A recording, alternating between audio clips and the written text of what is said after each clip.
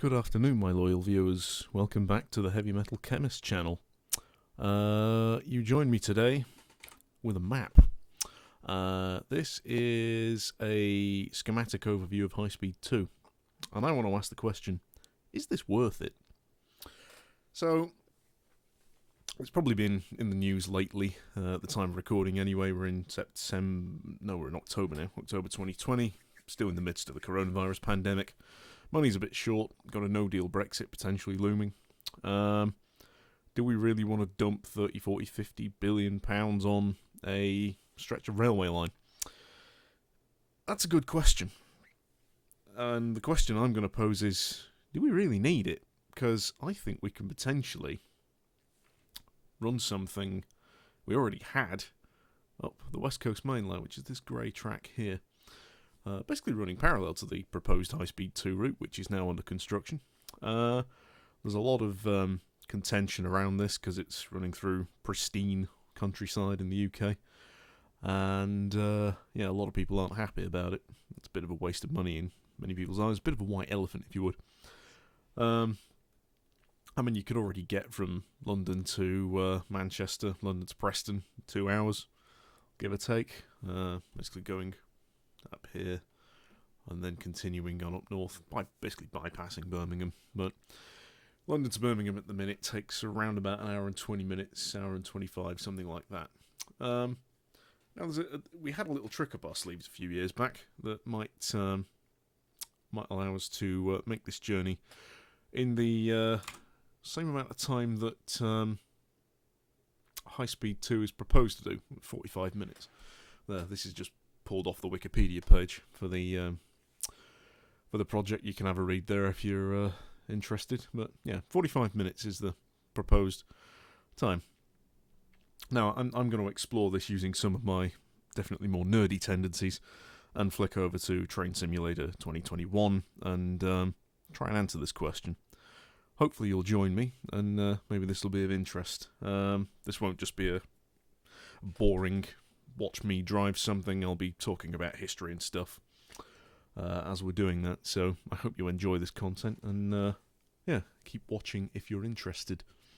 So, welcome to Train Sim 2021. Here we are at London Euston. The time is 5 to 11 on a beautiful simulated summer's day.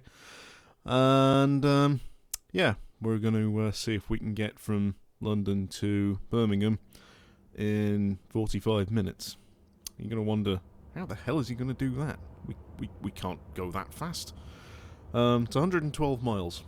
So, with the current Pendolinos, which have a top speed of 125, that'd take probably about 50 minutes. But I can't drive the Pendolino that fast, because it has all the modern safety systems simulated, which don't really let you drive faster than you should do. The Pendolino is actually a pretty quick train. Can do 150 something, I think. But instead, no. We're going back to the 1970s with this. This is the Advanced Passenger Train, or the Class 370. This was designed and built by British Rail in the 1970s as a way of, trying to speed things up down the West Coast Main Line. It's a weird little thing. It's got two power cars in the middle, rather than at either end, as is more typical for this kind of thing. And then this version's got 8 coaches and a drivey car at the back. So I'll talk a bit about the history of this as we're going, but I need to get things set up so that we can set off.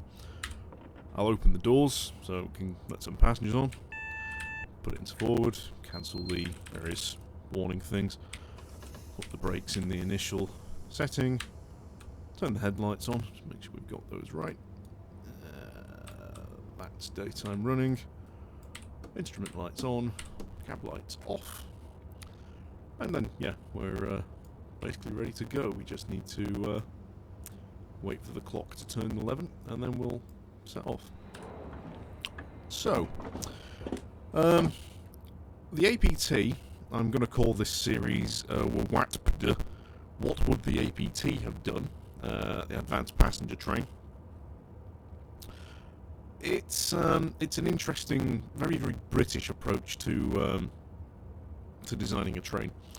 The West Coast main line compared to the East Coast is very, very curvy. There's a lot of winding bends as it goes round hills and such, which means that you can't really adopt the same thing with the East Coast, which is just a straight line basically between London and York. It's largely straight, which means you can run faster theoretically, but we don't. There's a reason for that. I'll talk about that later on. So anyway, yeah, we're kind of stuck with a maximum speed of 125. Although until the Pendolino came along, that was 110. And I'm going to talk a little bit about the politics of this whole thing, because some of the design from this thing I'm driving actually went into the Pendolino at a later time.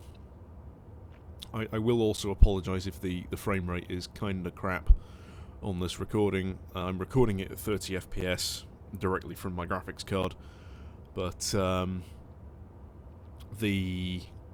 this route is not particularly well optimised, and this game originally came out, it's running an engine from basically 2009 using DX9.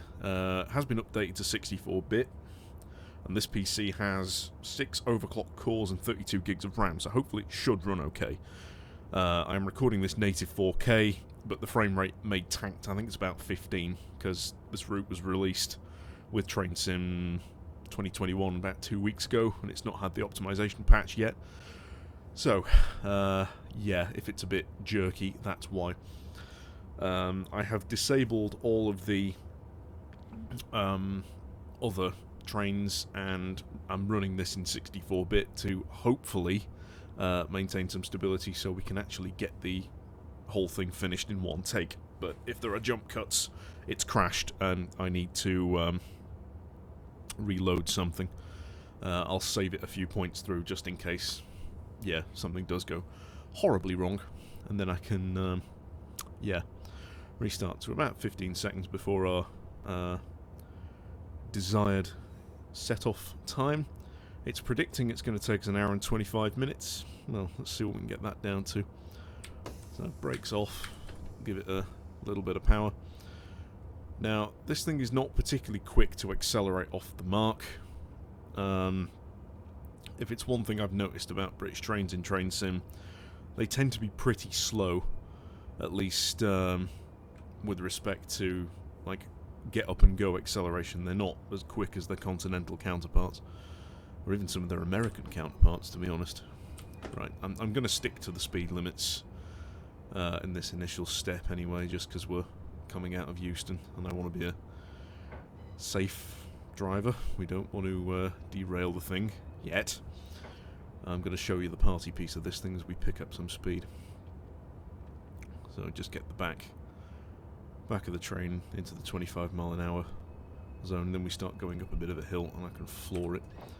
That's one thing about this, it doesn't go up to full throttle until you're really at around about 80 miles an hour. It tends to like ease the power in quite gently compared with what you might like, which is probably why the acceleration is a little bit sluggish, but I think that's just part of the design of the thing, really. Right, we're now into a 30 zone and into a 40 zone, so I can give it a nice bit of throttle now.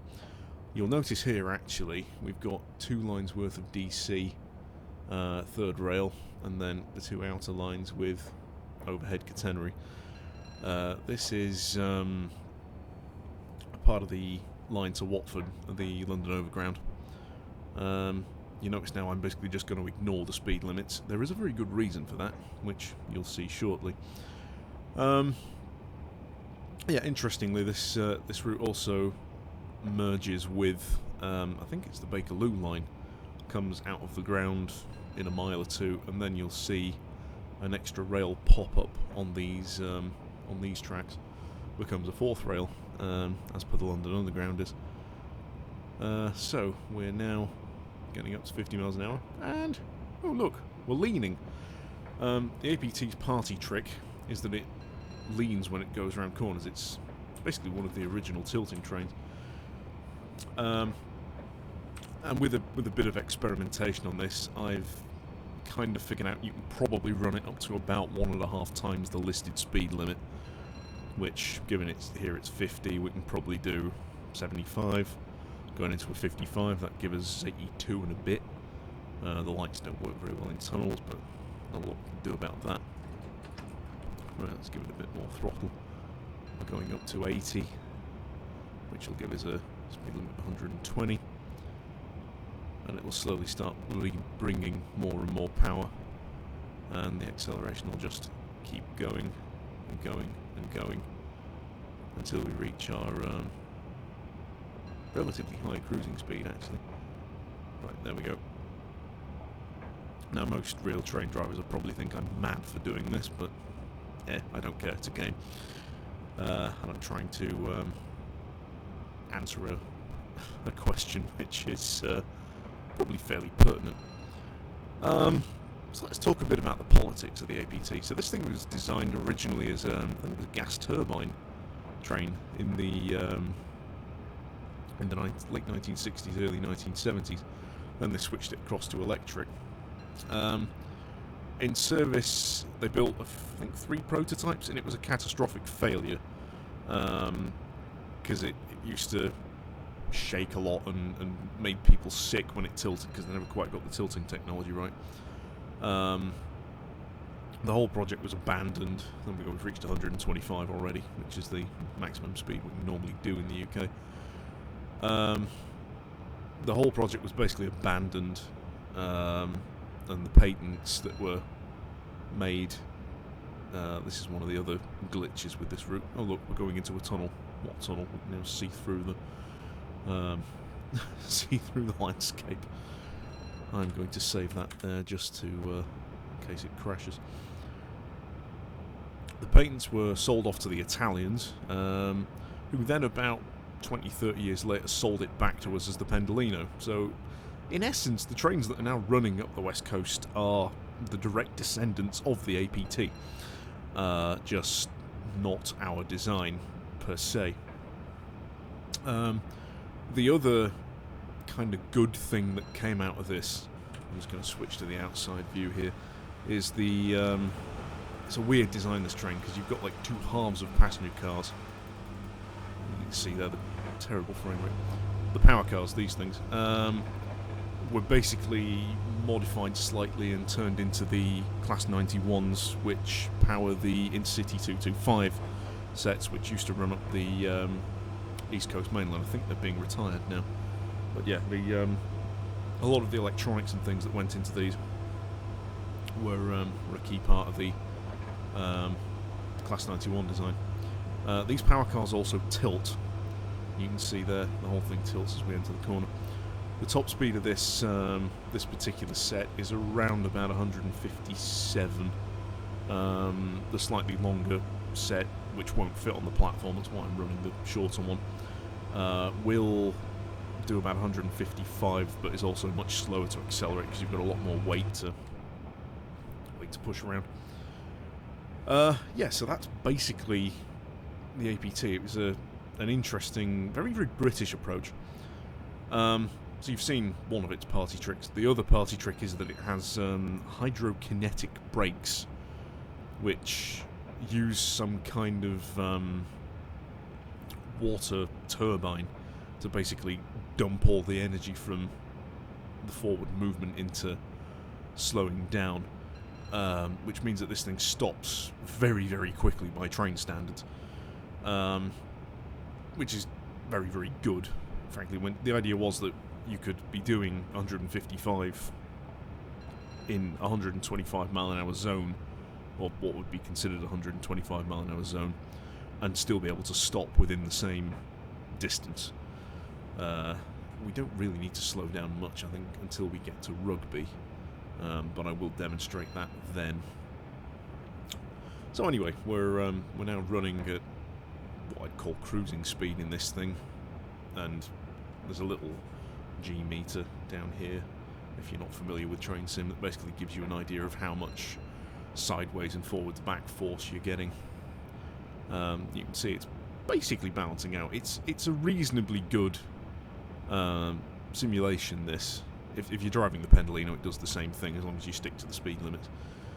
And the other thing to note there is the Bakerloo line. You've got four rails. There you've got the central one, which provides half the power, and the other rail, which provides the other half the power.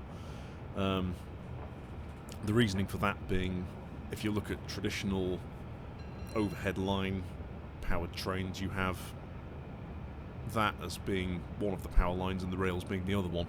In the underground, you can't have that because the tunnel lining is made of iron and steel, and if you run current through it, like if you would returning current through the rails, it'd basically cause a lot of corrosion issues. That's the last thing you want in a tunnel that you really don't have the ability to replace. So yeah, here we are, cruising along. Our predicted time of arrival has gone down by a few minutes already. We are 8 minutes in. We were on 120 miles, give or take, 112. We've already done 14 miles in 8 minutes. But now that we're up to speed, it'll be fairly quick sailing on the route there. So the speed limit's dropping down to 110. I'm just going to slow down a little bit just to take these curves that it wants us to slow down at. It'll drop down from notch 7 down to notch 4. It's 110 times 1.5 would give us 155, I think. No, it'll be 165. We'll be alright. I'll slow down a little bit anyway. Won't make that much difference. So, the way I envision this is you've got two pairs of lines on the West Coast Main Line. You've got the fast lines that we're on, and then running parallel you've got the slow lines which are run on by freight trains and the like. I would envision this as a you have very, very high speed trains like we're on, and Pendolino's zipping down here at hell for leather speeds, and then slower stuff on the other line. One of the arguments for HS2 is that it would free up capacity on the West Coast Main Line. But if you actually look at how many trains are running down it, it's not really at capacity. At least, I don't think so. I mean, feel free to correct me on that if you think I'm talking crap there, but I'm willing to be educated. This is a very much a hypothetical thing anyway. So it's just for a bit of fun, really. Yeah. So we passed Watford in less than 10 minutes, which was good. Now, the way I would liken this service is you're basically going point to point. You would stop at major stations. If you were running up the West Coast Main Line, you'd probably go London, Birmingham, Manchester, if you were going up that route. Or you might go London, Birmingham, Crewe, Preston, Carlisle, Glasgow, if you were going all the way to Scotland. There is a whole categorisation thing that the British Department for Transport, the Government Department for Transport, use for categorising stations. So you've got A, I think it's A through F, whereas A is the big, like, terminus stations like Euston, Glasgow, Edinburgh, Leeds, York, that kind of thing, like major terminuses and interchanges. B are the slightly smaller ones, so you'd be looking at Preston, Lancaster, Carlisle. I think with this kind of service you'd probably just stop at the Category A stations. Maybe the Bs if you wanted to do like an intermittent service.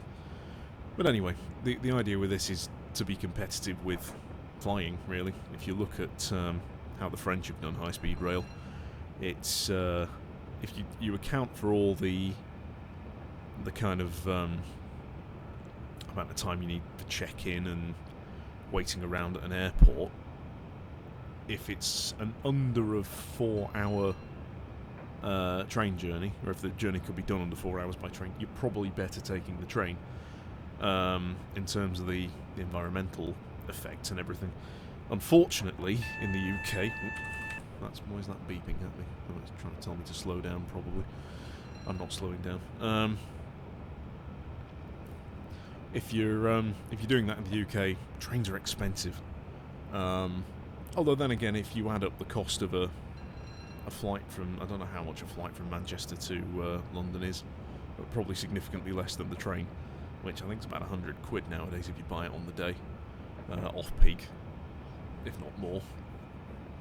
But yeah, the cost of a flight's probably less, but then you've got to factor in the cost of getting to the airport, then the flight itself, and then the cost of getting from the airport, which in London is not cheap. Is really not cheap. I think the Heathrow Express is something like 15-20 quid, which is probably comparable to the cost of the flight itself. But yeah, that's the nature of privatised rail. Although the franchise system is coming to an end, I believe, which is interesting. I'm just going to save this again. The franchise system is coming to an end, which could mean that we start to see less of all the ticket profits going to private shareholders, and maybe we can actually bring prices down. That was... I'll try and avoid talking too much politics unless we just run through a wall. That's one of the gripes some people have got with this route, is it's not particularly well done. I follow a few YouTubers who review this kind of stuff, and they were not happy with the quality of this route. I mean, if I turn the frame rate meter on there, we're getting between 15 and 20. It's just about touching 30 frames a second. It's not great anyway. So yeah. Right. Well, that's enough of me yakking about the situation, and let's have a chat about the line we're driving on, shall we? I've kind of covered the history of the APT off the top of my head as best as I can. West Coast Main Line is basically one of the two main arterial routes along with the East Coast Main Line in the UK, going nominally up the West Coast, basically starting in London, going up through the West Midlands, diverging at Rugby, where part of it goes to Birmingham. That's the route we're going on. The other part going via Nuneaton, merging again at kind of Stafford-ish, and then going up via Crewe. Part of it goes up to Manchester, and then the other part goes via Warrington, Wigan, merging at Preston, not far from where I live, and then up through Cumbria, and then splitting at I think it's Carstairs, where one bit goes left to Glasgow and another bit goes right to Edinburgh. It's about 400 miles from London to Glasgow, Edinburgh, and the middle portion of this line is, again, not far from where I live, and just south of Preston. So anyway, yeah. The whole thing was built between the 1830s and the 1880s, and eventually ended up being incorporated into the LMS in the 1920s, the London, Midland and Scottish Railway. Then it became the West Coast region when British Rail was privatised. It became the West Coast Main Line. Managed to save being axed in the Beeching Axe in the 1960s. Got electrified in the 60s. And then, yeah, it's basically been largely unchanged since. I mean, there's been modernisation efforts along various points of it to remove some bottlenecks and generally try and improve things. There was a theory when the Pendolinos were brought in, I think around 2000, that maybe we can actually run these things faster than 125 down various sections of this line. You can see here it's quite straight. You could probably run it faster that down here. Although I think it's enshrined in law somewhere, but there's an argument that you can't run faster than 125 miles an hour, which is 200 kilometres an hour in the UK, without in-cab signalling. This train actually has in-cab signalling. That's this little thing here. There is a way of engaging that on one route for Train Simulator, but I've never managed to get it working personally. Anyway, yeah, you could theoretically run at maybe 135, 140, which would shave a few more minutes off various journeys, but that never got implemented because you, by law, I think, require in-cab signalling. I'm not sure if the Pendolino actually has that, but I've never really driven it much. This thing's more fun to drive because it's quicker, frankly. Not necessarily quicker, but the Pendolino, as I said, has got all the annoying safety features on it, which mean you can't overspeed, you can't have any fun with it, which is fine if you want to drive trains properly, but I like to do hypothetical stuff like this because it's more entertaining for me. Anyway, yeah. So we're now passing Leighton Buzzard. Never been there. Yeah. We're still on quadruple tracks here. You would probably need to make the yellow lines do not stand behind this, otherwise you might get sucked onto the train. A little bit wider because this thing's coming past even faster than a normal one.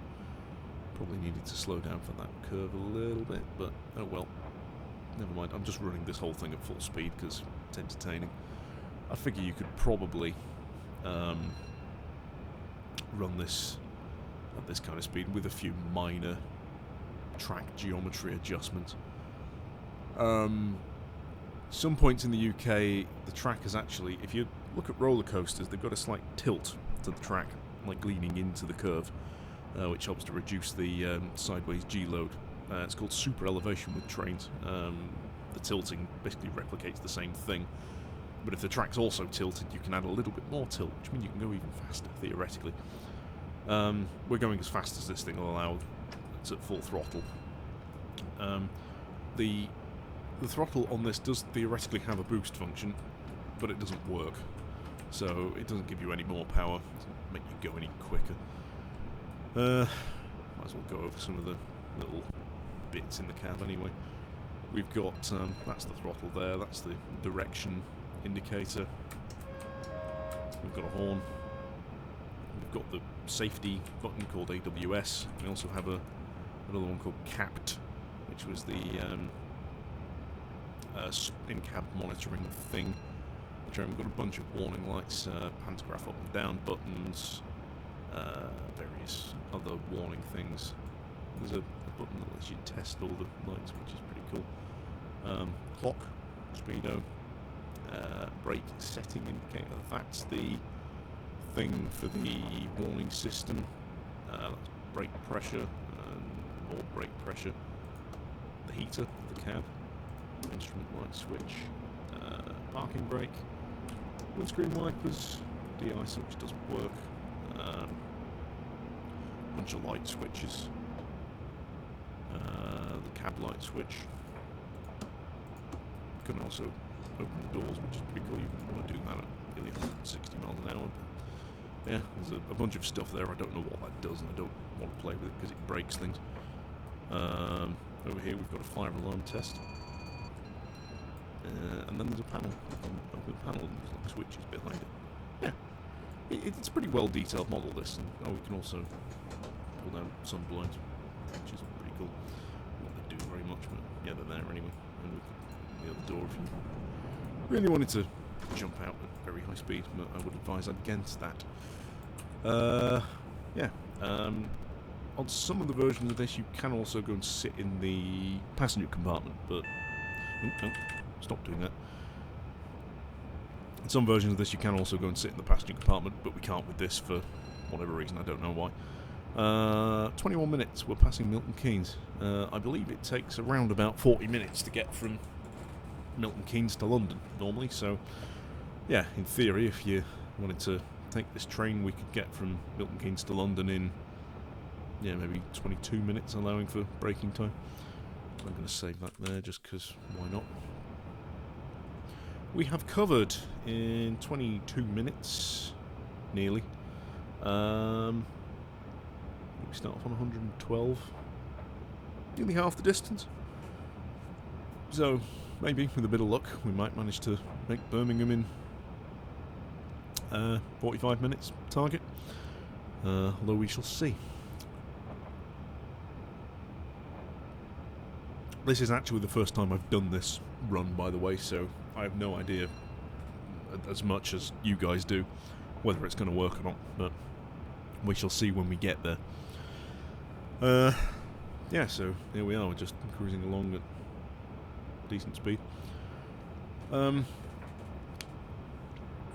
I mean, you probably wouldn't manage to do this kind of run this quickly on a daily basis. There is probably too much traffic running down the line in order to manage that, and the health and safety people would probably have a real go at you for driving this quickly. But as a thought experiment and as a bit of a let's just have some fun, it's worth having a go, isn't it? There's nothing, no harm done. That guy's just been ripped off the platform by the wind of our train passing at very high speed.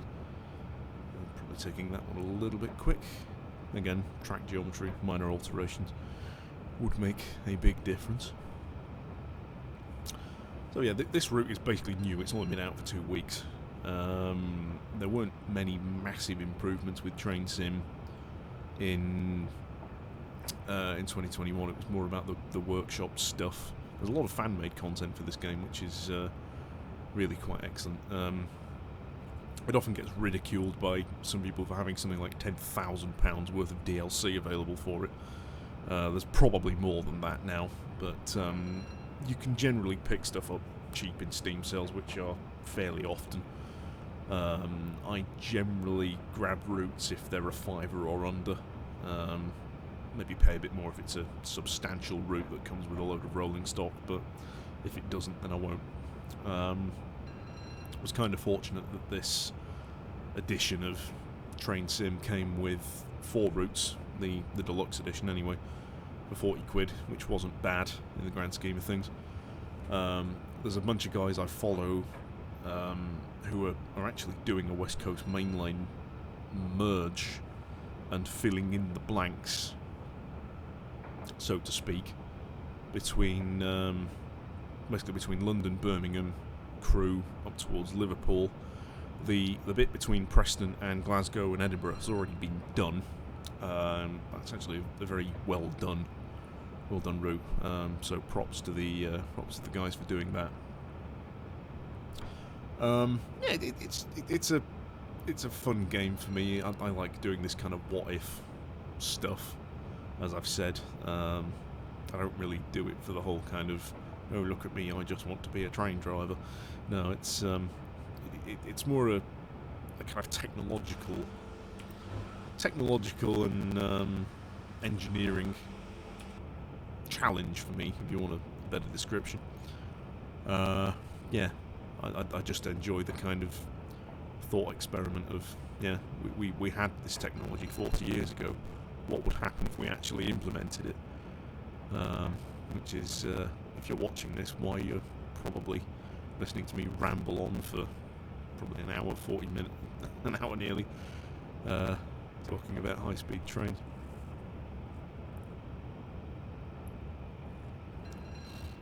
I mean, as much as I enjoy travelling, I've not been able to do anywhere near as much as I would like this year. What with the whole COVID thing, it's just meant it's not really been feasible. But if I do travel, at least within the UK, if I'm not driving, I prefer to take the train to any other form of transport. It's just I don't know, I find it a better way of getting around. You notice the track disappearing off to the right there. I think that's where it goes off to Northampton. There is a little loop of track that rejoins us up at Rugby, which they could have actually implemented in this, but didn't. That was a gripe that some people had, that the Northampton loop was missing, but yeah, it is what it is. It's Northampton's a place I've never actually been, so I can't tell whether it's a place of significance or not. Yeah. Anyway, yeah, we're now pootling through the British countryside at very high speed. This is the kind of curvy bit where you really need that tilting technology. You'll note there the speed sign we just passed had two things. There was 110 in the red circle with white and black text, black text on white. That's a standard speed sign.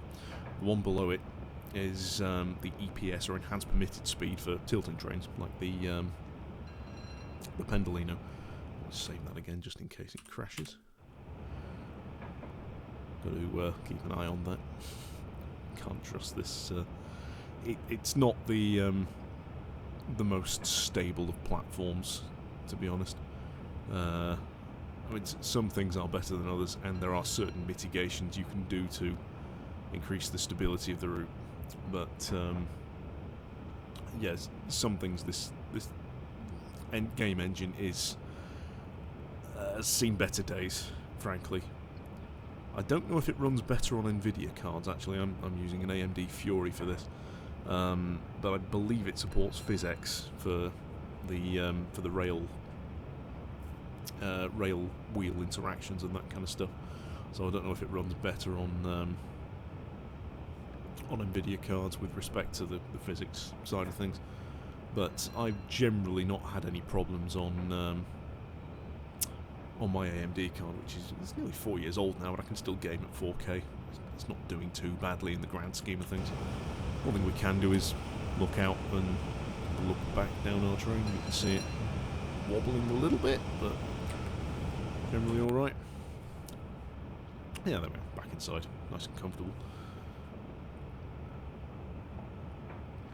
So we're nearly half an hour in, and maybe 2/3 of the way to where we want to be. 112 miles, so we're doing 157, which is just over 2.5 miles a minute. Things do get a little bit shaky down here after a while. So part of the reason for that is how the game treats the APT. It's actually separate vehicles rather than like that being one and the next coach being another. The Jacob's bogie between the first and the second carriage is actually its own vehicle, so the connections are a bit weirder than they otherwise would be. But you can see there the tilting works great going round corners. Maybe taking that a little bit fast, but with a bit of refinement of your speed limits, you could probably iron out some of the discomfort that would cause. I mean, there are some occasions where the whole thing glitches and it ends up leaning the wrong way, which would be horribly uncomfortable.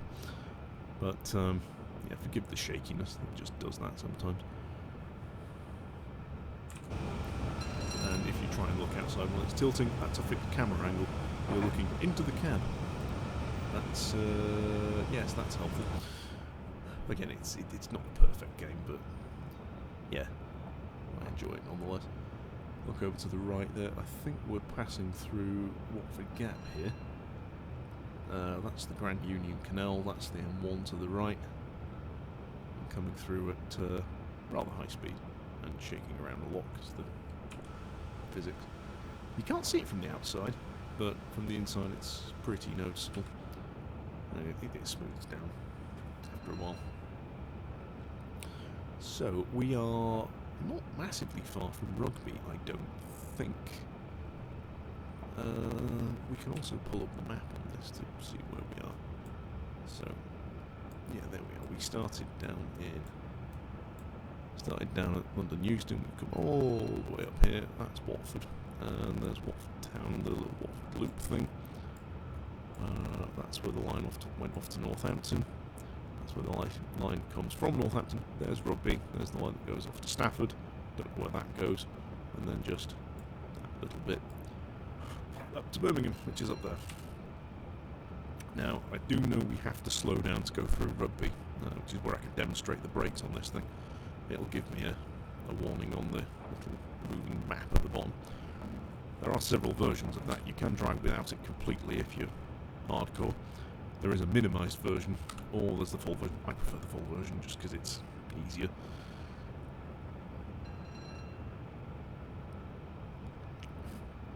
Right, now, it's predicting that we are down to an hour and 3 minutes, excuse me. An hour and 3 minutes of travel time. So we are getting there to our goal of getting to London to Birmingham in 45 minutes. Basically, this thing kind of predicts, based on how fast you should be going, how long it will take. So if you're driving slower, the ETA will increase. If you're driving faster, it'll decrease. I think it takes into account the top speed and acceleration of your train you're driving. In our case, it's overestimated it because it's assuming we're sticking to the speed limits. We're not. So, yeah. This is probably what people were talking about with the ride getting a bit bumpy on this thing. It's shaking around rather a lot. But again, it doesn't look like it's doing that from outside. I think that's just down to the physics engine. There's not a lot we can do about it, really. It seems there's a slight glitch up there with it missing the back of the tunnel. But anyway, if you've ever driven from the north to London, or northwest of London, should I say, down the M6, there were a lot of roadworks a few years ago, and conveniently, basically following the same route as this, is the A5. So if you ever need a sneaky little shortcut from the north to London, bypassing some of the roadworks, you can basically take the A5. It's a pretty decent road. I think it's junction 13. Right, okay, here we are. So that's telling me to slow down now. I'm going to ease off the throttle. We need to slow down to 60 miles an hour, so we can get a little bit closer. Keep an eye on the speed. Most British trains have really crap brakes and don't slow down very quickly. Put this in notch 5. There are 7 notches of braking, I believe. Shut up, you silly thing. You can see that that's slowing down pretty quickly now. I am actually going to drop down to 60 because we do have a fair amount of curve to go through here. Despite the fact that it's tilting. It doesn't tilt as much at lower speeds. So there we go. We're down at 80, 75. Let the brakes off. I'm going a little bit too quick. But yep, there's Rugby in 35 minutes. We've got 30 miles to cover, and it's thinking it will take 25 minutes. Not happening. We can start speeding up again now. There is actually like an additional bit of information here. You can see that the throttle doesn't reach, it goes up to 87%. It doesn't get up to that until you're doing like nearly 90, which is a shame, but nothing you can do about it really. It's just the way the thing's programmed, and I'm not good at editing game files for trying to alter these kind of things. So this is actually like a little flyover thing. That's the line that goes up towards Stafford, and here we are veering off to the left to take the line towards Birmingham. So it's thinking it'll take us an hour from Euston. We're going to prove that wrong.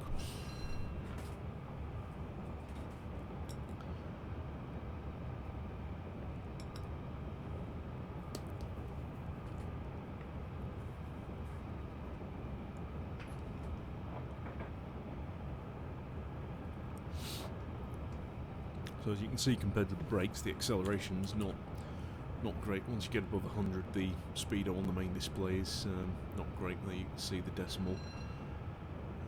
See how quick it's accelerating. It's not terrible, but it's not great. It could be better. Compare it to the TGV that's available on. Came with one of the French routes. That thing's like a bloody rocket. In comparison, it's light speed fast.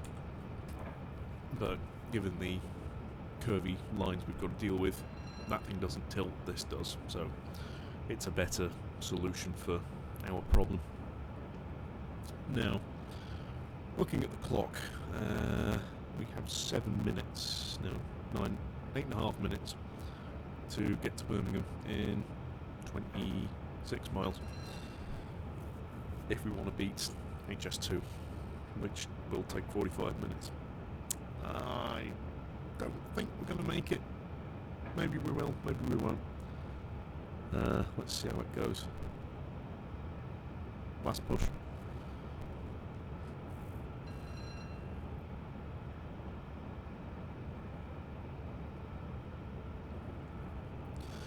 I mean, if you look at this line here, this is probably where we'd start to run into issues, because there's only 2 tracks, and if you end up getting stuck behind something, unlike a road, a train doesn't have the ability to overtake, unfortunately. So, yeah, we'd kind of be stuck with no means of getting past anything, because there's not really any measurable passing loops here. The line that goes via Nuneaton Tamworth is mostly 4 tracks, which is why they send the fast trains up to the north that way, because they don't really stop anywhere, whereas these services tend to stop at a few extra places. You're probably Birmingham, Wolverhampton, Stafford, Stoke, I think, is in there, Crewe, Warrington, Wigan, Preston, blah blah blah blah, more things, rather than the fast service. I mean, if you did a direct service from Manchester to London, you could probably get it under 2 hours, because I think those normally stop at what the hell's the place called just south of Manchester? Stockport, and possibly Macclesfield. If you didn't stop at those 2, probably get there even quicker. But yeah, I've not actually done the maths as to how long the stop takes and how much time it adds to a journey. That might be an interesting experiment to have a try at some point, but I'll save that for another day. Okay, so there's a 75-mile-an-hour speed limit coming up ahead, going through Coventry. I think yeah, that's telling me I need to slow down. I think that's probably because it's quite curvy. Maybe not slow down all the way to 75, maybe like 90. I think we can probably take it at that kind of speed without too much trouble. I could be wrong, but I guess we'll find out. I've never done this before, so you're joining me on the trying this for the first time. Right, down to 100. Let's ease off the brakes. I'm not giving it full brakes, but that just... Right, there we go, that's 90. Put it back up to notch 2. The detailing on some of these stations is fairly close to how they actually look, because I have been to some of these places, and at a first glance they do look fairly accurate. There's a line that goes off to the right there. I think there was one that came behind us as well. Let's have a look at that. Yeah, there's Coventry's a relatively big junction. The line that goes off to Leamington Spa, and the one up to the north goes to Nuneaton. It's a pretty dismal place, is Coventry, to be honest. Very concrete. Thank the Luftwaffe for that in the Second World War. But yeah, there's the National Museum of Transport there, which is quite good to visit. They've got Thrust SSC, the world's first supersonic car, is in the museum there, so that's worth visiting. But apart from that, yeah, that's basically the only thing of note in Coventry to my experience. Is that an American flag? That's what I saw, an American flag. Low frame rate doesn't help. Yeah, there we go. There's some adverts. Treble Burger, 99p. Oh, TSNY. That's a interesting pun. Anyway, yeah, like little clutter and everything, make the route look more believable, and floating appliance boxes. Anyway, it'll load its scenery again while we speed back up. Okay, so we've got 3.5 minutes to cover 15 miles. Don't think we're going to make it in 45. Not far off though. Given the Pendolino services take what, an hour and 22? I think I said in the introduction. That's what, 82 minutes.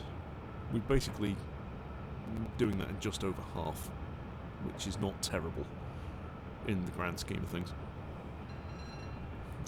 We will probably want to take certain sections of this line a little bit slower in order to be a bit safer when going round corners. We will probably be able to take some of them faster, but we're driving this thing as fast as it can go, so yeah. I'm going to save that just in case it crashes. Better safe than sorry. Yeah, so 13 miles. Speed limit's dropping down to 110. Yeah, we're fine.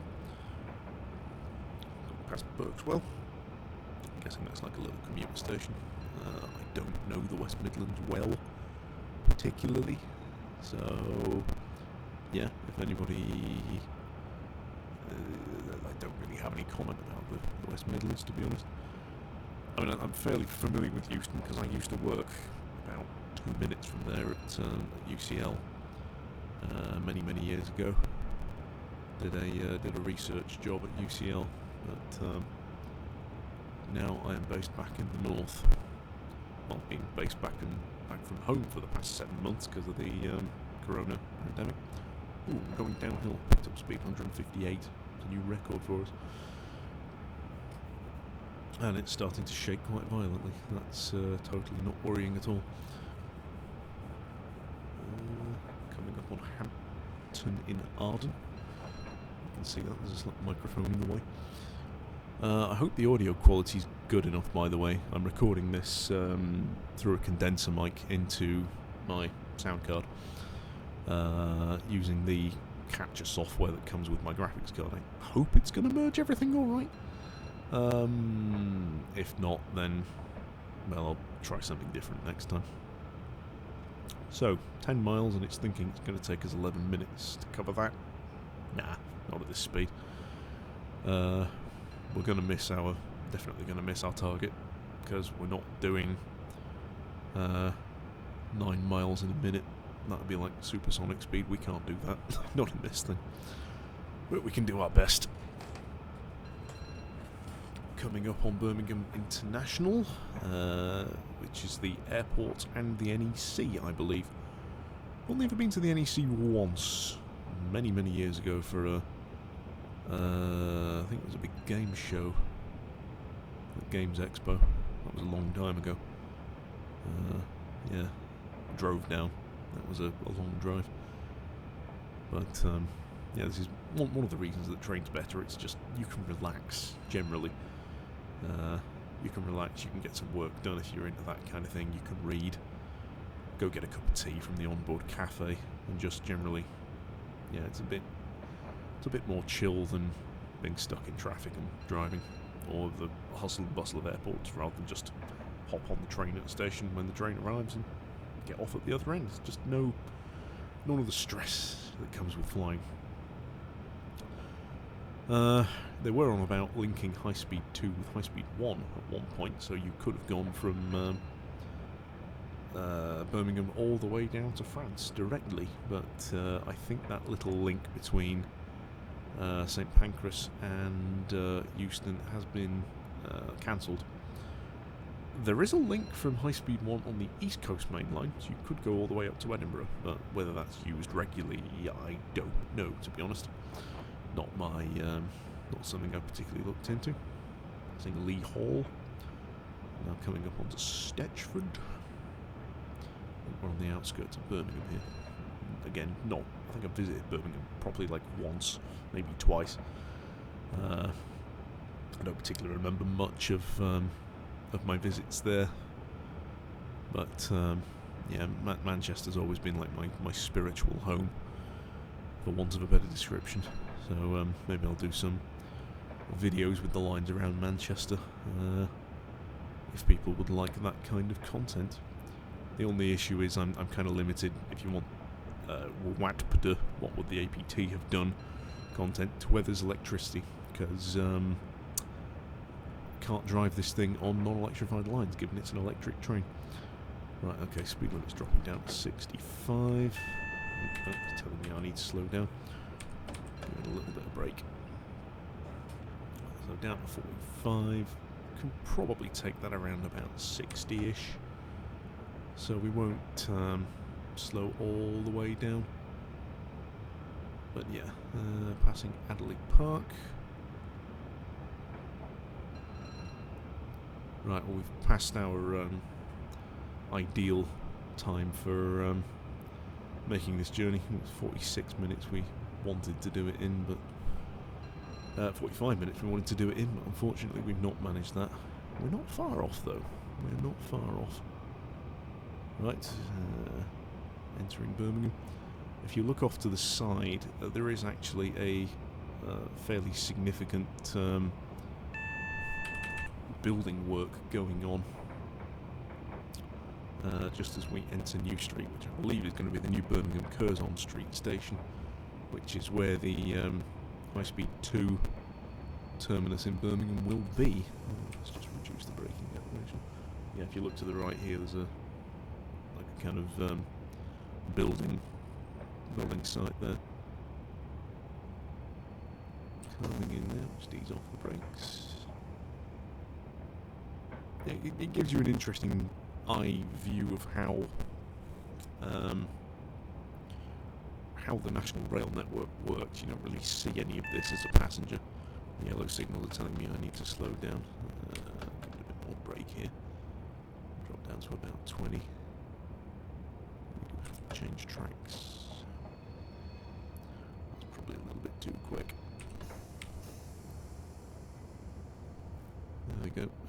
New Street's actually underground, so can't really see a huge amount of it. The headlights on this thing are not great. I wonder if there's any mods to improve that, but yeah, it's pretty well detailed as a model goes, but it could be a bit better. It's telling me I need to slow down to 10 miles an hour. That's annoying.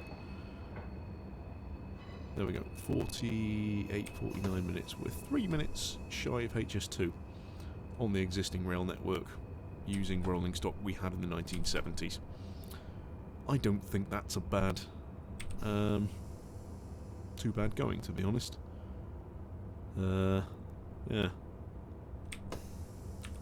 Whether they'd reinstate that, I really doubt it. But I think that just goes to show that HS2 is a bit of a vanity project, and realistically that's probably money we could better spend updating other parts of the rail network and build a high-speed line elsewhere. I'll discuss my thoughts of that another day. Let's open the doors and step out onto the platform. So here we are in Birmingham New Street. I hope you've enjoyed this video, and if you would like to see more of this content, like and comment below. If you don't like it or have any suggestions for improvement, feel free to suggest them to me, and we'll adapt accordingly. But yeah, that's been my first foray into Train Simulator 2021. There's a concrete wall there, we can't go up that. But this looks relatively like New Street, not far wrong. Oh yeah, please like and subscribe if you like this kind of content, and I'll have a crack at doing more in the near future. Thanks for watching, and hopefully I will see you next time.